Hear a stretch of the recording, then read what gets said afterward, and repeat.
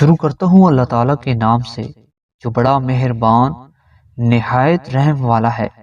حضرت ابو سعید خدری رضی اللہ تعالیٰ عنہ راوی ہیں کہ رسول اللہ صلی اللہ علیہ وآلہ وسلم ایک مرتبہ عید الفطر یا بقرہ عید کی نماز کے لیے عیدگاہ تشریف لائے تو عورتوں کی ایک جماعت کے پاس بھی تشریف لے گئے جو نماز کے لیے ایک الگ گوشے میں جمع تھی، اور ان کو مخاطب کر کے فرمایا، اے عورتوں کی جماعت، تم صدقہ و خیرات کرو کیونکہ میں نے تم سے اکثر کو دوزخ میں دیکھا ہے۔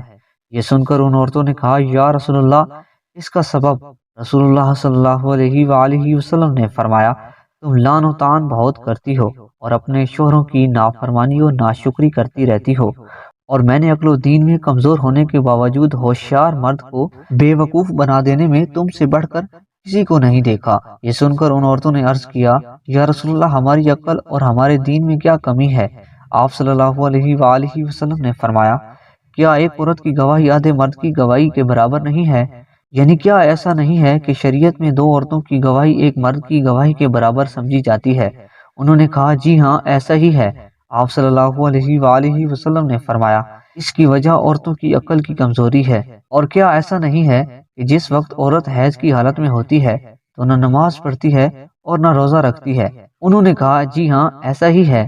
آپ صلی اللہ علیہ وآلہ وسلم نے فرمایا، یہ عورت کے دین میں نقصان کی وجہ ہے۔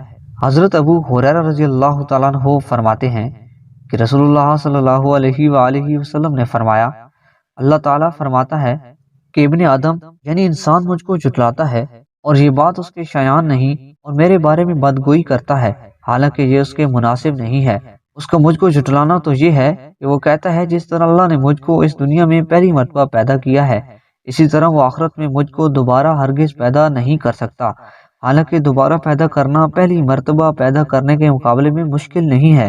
اور اس کا میرے بارے میں بدگوئی کرنا یہ ہے کہ وہ کہتا ہے اللہ نے اپنا بیٹا بنایا ہے، حالانکہ میں تنہا اور بے نیاز ہوں، نہ میں نے کسی کو جنا ہے اور نہ مجھ کو کسی نے جنا، اور نہ کوئی میرا برابری کرنے والا ہے۔ اور عبداللہ ابن عباس کی روایت میں اس طرح ہے، اور اس انسان کا مجھے برا بھلا کہنا یہ ہے کہ وہ کہتا ہے کہ اللہ کا بیٹا ہے، حالانکہ میں اس سے پاک ہوں کہ کسی کو بیوی یا بیٹا بناؤں۔